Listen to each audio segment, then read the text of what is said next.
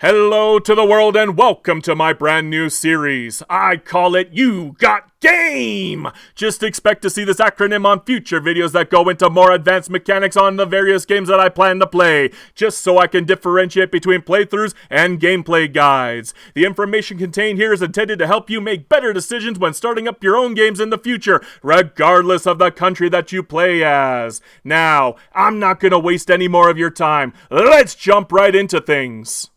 Like and subscribe if you're a true king. One of the most important game mechanics in Victoria 3 is also one that seems to be heavily overlooked by the mass majority of the gaming base. I have watched friends in multiplayer tank their potential simply by beelining for the all-important railways right away, ignoring beefy society and military techs in doing so. Listen. Railways are important, as is atmospheric engines and mechanical tools. However, in terms of first pick usefulness, I would rate all three of them a 5 out of 10 unless you happen to be playing a landlocked country that is already pushing its infrastructure limit with a road maintenance decree on. I would even argue that by beelining for these techs when you aren't even in a position to make use of them, you're bypassing techs that would allow other players to snowball much, much faster than you in comparison. In this very first episode of You Got Game, I'm going to go into detail about which technologies you should take as your very first technology and why you should do so depending on the country that you start as. Now, let's say you're in a multiplayer game and you started off as a technologically backwater country that has a ridiculously large standing army and a huge population. What do? Well, if your answer isn't a beeline for Napoleonic warfare and line infantry, then I'm afraid you've already been smacked around by a great power player who will not sit around and wait for you to improve your army to acceptable standards. Silly Qing players, don't you know that everybody wants Beijing, Shaanxi, Suzhou, and Fujian? The difference between a regular infantry and line infantry is staggering. Yes, line infantry do cost you more, £60 to be precise, but they do not require any extremely hard to get goods to be fully functional like skirmish infantry, and they receive a whopping 25 defense in comparison to the 10 defense of their earlier counterparts, which is pivotal when dealing with great powers who will likely swoop in to take your land on day one. Yeah, boy, we coming for that booty. Don't forget, if you're Qing, you don't care about casualties on your side. Better yet, your obscene population makes you an unwieldy bear to contend with, so go wild. Abuse your numbers to the full effect, and make even Great Britain think twice about going toe-to-toe with you day one. But you say you're not a multiplayer fan. Well, in this situation, you'll be afforded a lot more time to set up your country's economy before being put in a defensive position by great powers. That is where technologies like stock exchange, academia, and empiricism come in. Stock exchange is pretty much the default option for any small country that already starts with a reasonably high literacy rate of at least over 20% and a good amount of infrastructure or shoreline states to work with. The reasoning is obvious. 10% MAPI is up to 10% cheaper goods regarding your construction sectors. You will be able to get your construction sectors up faster without the same level of threat of going into early game debt as somebody who doesn't take this. Pair this up with the ultra-powerful laissez-faire in the early game, and you're in a much better position to spam construction sectors in your best MAPI state up until the point when the investment pool starts to hit a negative number.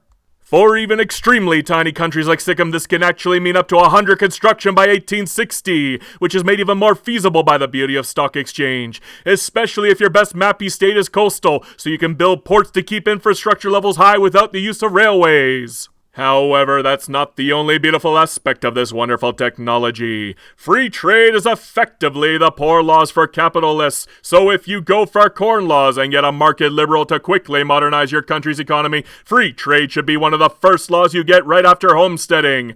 Do everything in your power to push up that investment pool before you get laissez-faire so you can snowball to 100 construction sectors before anybody else can. It is amazing what this tech can mean in the right hands. Moving on. For my personal favorites when I'm playing a backwater country in single player, I present to you the undisputed heavyweight champions of single player, the once ultimate underdogs whose value is often overlooked by the wider Victoria 3 community, academia and empiricism! Anybody who says these technologies aren't pivotal certainly doesn't play countries that have a 10% literacy rating and an equal amount of qualifications issues.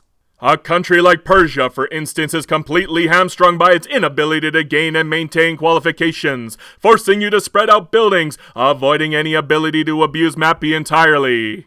However, with academia, you not only get access to the ultra-important university building that helps you correct that qualification issue, you also get access to the low-key huge bonus of 0.5% education on wealth.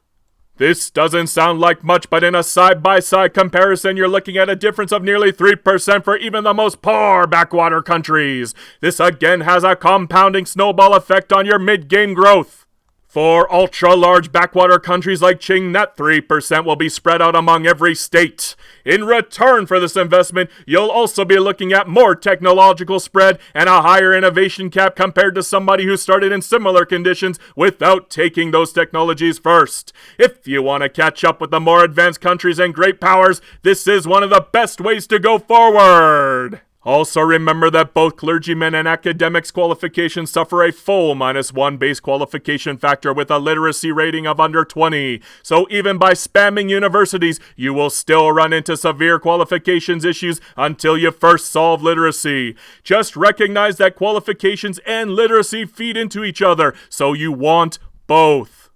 Better qualifications will grow into better literacy. Better literacy will cause populations to change into better qualifications. The cycle is continuous. Then, while you're at it, you should also look into going tenant farmers or homesteading as fast as possible to offset the amount of peasants that you're stuck with. Remember, peasants have a time zero modifier effect on the most important qualifications towards your growth. We're still not done though. There are still a few society technologies that don't get the regular love they deserve. There will always be some special cases where you should focus on these long before you even dare to look at stock exchange, line infantries, railways, or even empiricism. Those two technologies would be urban planning and romanticism. Urban planning, for instance, gives you access to road maintenance, one of the most amazing early game decrees to put down on your main MAPI state. More importantly, it gives you access to iron frame buildings, which can be leveraged if carefully used to increase your construction by a sizable proportion in relation to the cost. For smaller states that can't afford to spam multiple wooden frame construction sectors early game, this can be the difference between 12 and 15 or 14 and 20 construction. The earlier you can pull this off, the faster you can snowball, obviously.